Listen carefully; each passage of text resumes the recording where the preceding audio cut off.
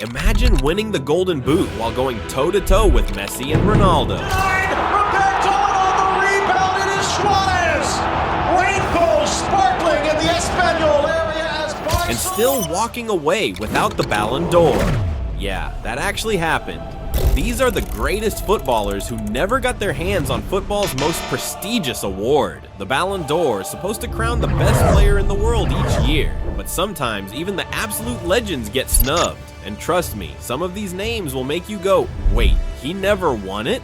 You know, football's full of artists, but Andres Iniesta, he was something else entirely. The guy didn't just play football, he painted it. Every touch, every pass. It was like watching poetry glide across the pitch. For over a decade, he was the quiet genius running the show for both Barcelona and Spain's golden generation. Yet somehow, the man who gave us one of football's most emotional moments, that World Cup winning goal in 2010, never won the Ballon d'Or. Yeah, crazy, right? Now, 2010 should have been his year. Iniesta had just given Spain their first ever World Cup with that goal in extra time against the Netherlands. He was named man of the match, made the World Cup all-star team, and was pretty much everyone's pick for football's top individual prize. But when the dust settled, Messi took home the Ballon d'Or, Iniesta finished second, and Xavi came third.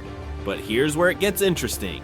The real debate that year wasn't even Messi versus Iniesta. It was Messi versus Sneijder.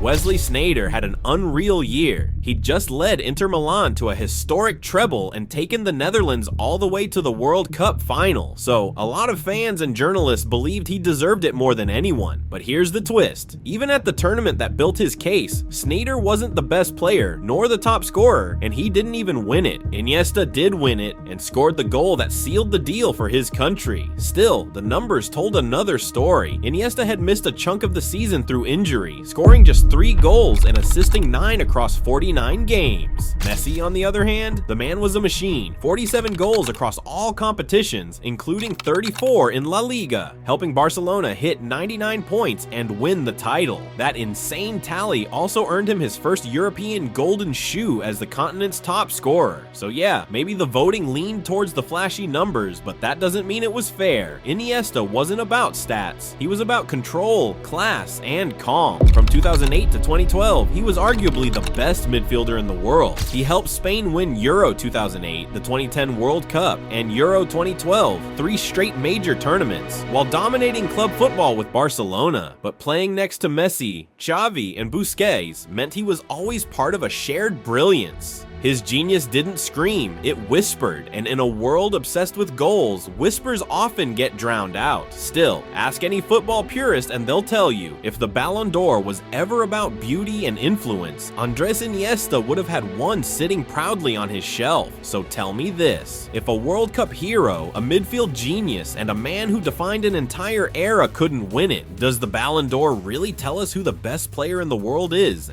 Ask Gianluigi Buffon. When you think of goalkeepers, you think of saves, gloves, and maybe a few penalty heartbreaks. But Buffon, he was different. This guy wasn't just a goalkeeper, he was a guardian. Calm, commanding, and timeless. For over 2 decades, he made the impossible look routine. More than 1,100 career appearances, over 500 clean sheets, and a career that basically spanned football history itself. But here's the crazy part. With all that greatness, he never won the Ballon d'Or, not once. Now, you might say, well, it's hard for a keeper to win it, and you'd be right. It's only ever happened once. Lev Yashin did it back in 1963 when footballs were still made of actual pain. Since then, nothing, but if anyone deserved to join him in that rare air, it was Buffon. And 2006? Man, 2006 should have been his year. That World Cup in Germany. Buffon was unbreakable. Across 7 games, Italy conceded just 2 goals. One was an own goal, and the other was Zidane's penalty in the final. Not a single open play goal got past him. He made 40 saves, kept 5 clean sheets, and turned every match into a masterclass in composure. His leadership was unreal, and when it all came down to penalties against France, there he was, ice cold, unbeatable, and lifting the World Cup. And yet, When the Ballon d'Or votes came in, it went to his teammate, Fabio Cannavaro. Now, Cannavaro was brilliant too, the captain, the face of Italy's defense. But Buffon's consistency and heroics were right there beside him. He didn't just save goals, he saved Italy's entire campaign. Even at club level that season, he was phenomenal. 17 clean sheets in 34 games for Juventus. Only 24 goals conceded all season. That's ridiculous. But here's the thing about Buffon. He wasn't just great in 2006. He was always great. From his teenage breakout at Parma in the late 90s to leading Juventus for nearly 2 decades, the man barely dropped his level. He helped Juve reach 3 Champions League finals in 2003, 2015, and 2017. And though he lost all 3, he was consistently one of the best on the pitch. In 2015-16, at 38 years old, he went 974 minutes without conceding a single Serie A goal. That's almost 11 straight matches of silence. He was named UEFA's Goalkeeper of the Year 5 times, played more than 175 games for Italy, and was still world-class in his late 30s. Think about that. Now, most players are done by then. Buffon was still out there shouting at defenders, saving screamers, and pulling off miracles. So why didn't he ever win the Ballon d'Or? Simple. Football's obsessed with goals. It's a forwards world, and keepers just live in it. Voters want highlight reels, stats, fireworks, not quiet brilliance, and 1-0 wins. Buffon's greatness wasn't loud. It was steady, graceful, and unshakable. If he'd won the Champions League, maybe things would have been different. But even without it, he's a football legend in every sense. The guy who spent his life stopping others from reaching their dreams, but somehow never quite got to hold his own golden one. And honestly, that's the most Buffon thing ever. Humble, loyal, eternal. The Ballon d'Or might have missed him, but football history never will.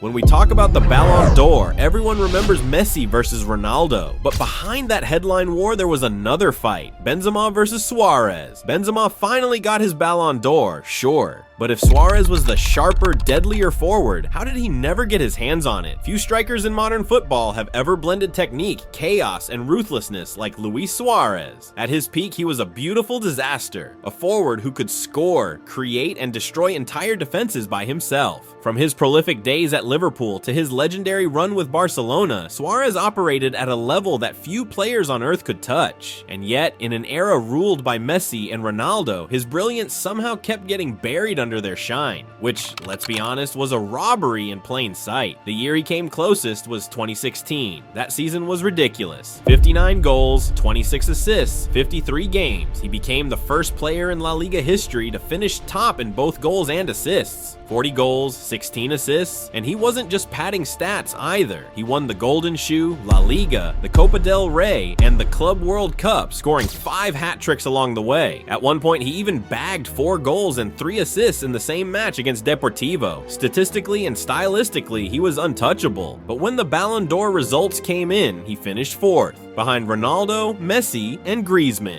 Ronaldo's trophies won him the votes. But if you watched the football, if you felt the chaos Suarez unleashed that year, you knew who really deserved it. And it wasn't just that one season. His prime was a 5-year demolition tour. In 2013-14, he missed the first 5 Premier League games through suspension and still won the Golden Boot with 31 goals plus 17 assists. In 2015-16, he outscored and out-assisted both Messi and Ronaldo in the same season, something nobody else managed during their reign. Between 2013 and 2018, Suarez averaged 45 goals and 20 assists per season. That's not just consistent, that's alien-level productivity. For Uruguay, he became their all-time top scorer with 68 goals and led them to Copa America glory in 2011, where he was named player of the tournament. So why didn't he ever win it? Well, first, because nobody could. Not while Messi and Ronaldo existed. Those two had a monopoly on greatness, and no matter what Suarez did, the world had already made up its mind. Then there was the reputation, the controversies, the bans, the infamous bites. Voters don't forget things like that, and playing alongside Messi didn't help either. Even when Suarez outperformed him, Messi remained the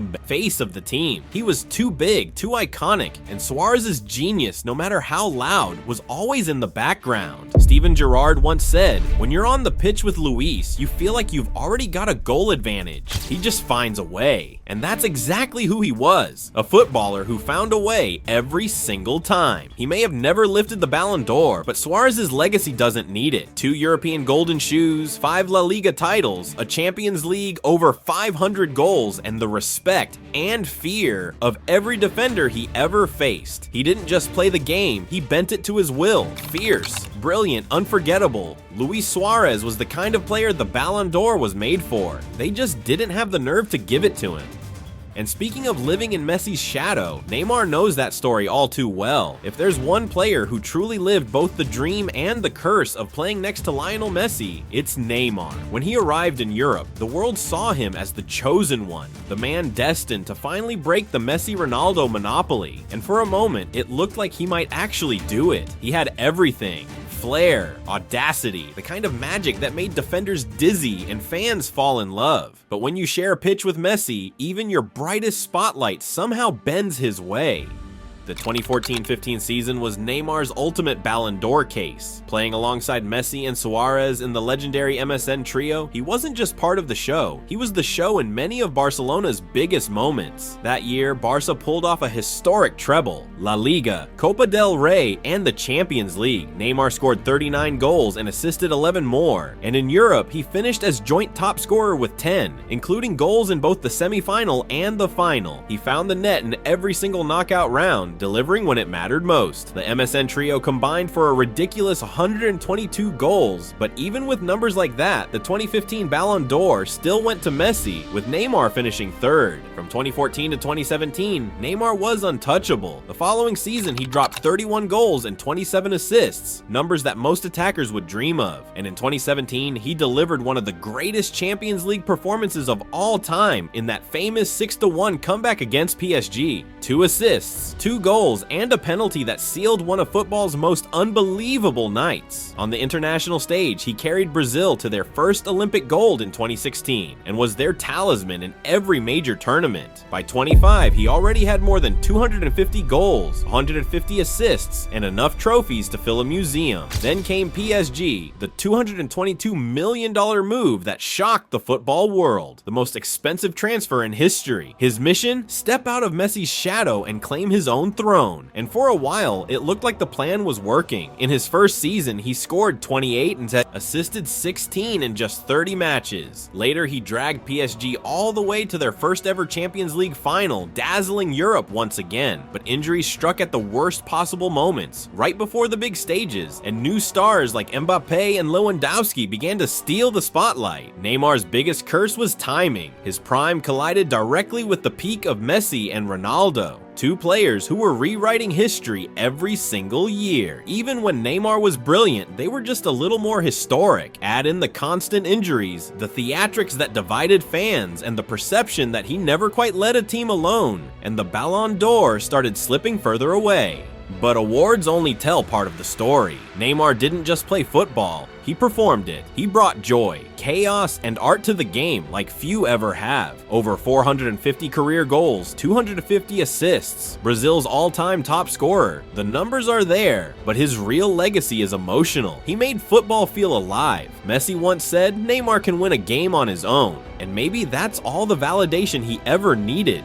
But few stories in modern football sting quite like Robert Lewandowski's. The man was unstoppable. A goal machine who made scoring look mechanical, almost inevitable. If there was ever a season that screamed clear-cut Ballon d'Or winner, it was Robert Lewandowski in 2020. That year, he didn't just perform, he dominated. Bayern Munich won a historic treble, taking the Bundesliga, DFB Pokal, and Champions League, and Lewandowski was at the center of every single success. In the Bundesliga, he scored 34 goals in 31 games. In the DFB Pokal, 6 in 5, and in the Champions League, 15 and 10. Top scorer in every competition. Across all tournaments, that's 55 goals and 10 assists in 47 games, delivering in every knockout match. Whether it was Chelsea, Barcelona, Lyon, or PSG in the final, he was unstoppable, precise, and unrelenting, earning UEFA Men's Player of the Year and the best FIFA Men's Player for 2020. Yet the Ballon d'Or was cancelled, a pandemic excuse that left fans and pundits furious. Messi himself later said Robert Lewandowski deserved to win the Ballon d'Or in 2020. He should have it at home.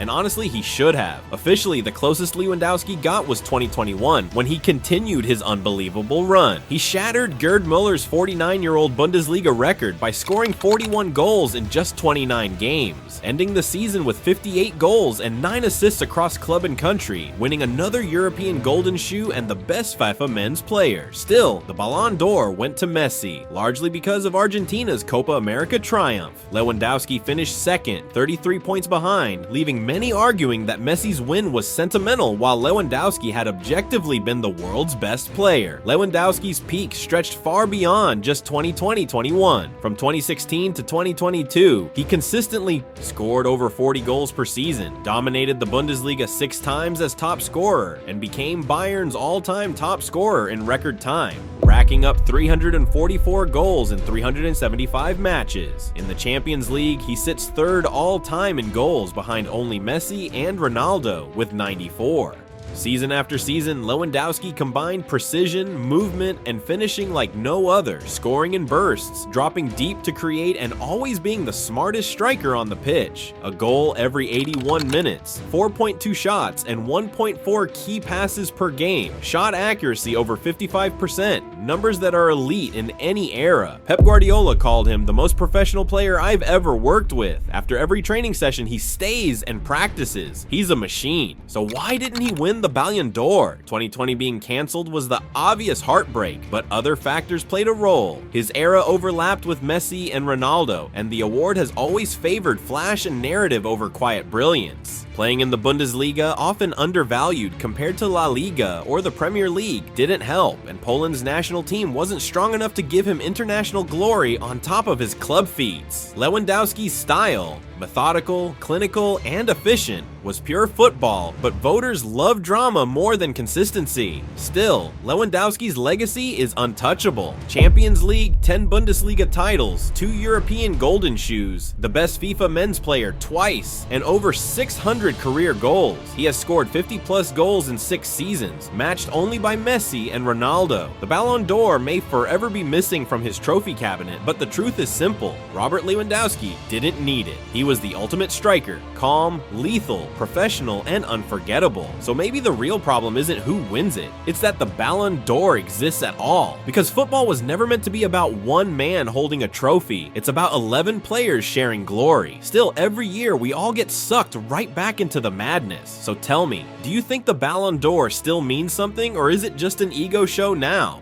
Drop your thoughts below, hit like if you've ever yelled "robbed" at your screen, and subscribe for more deep dives into football's biggest controversies.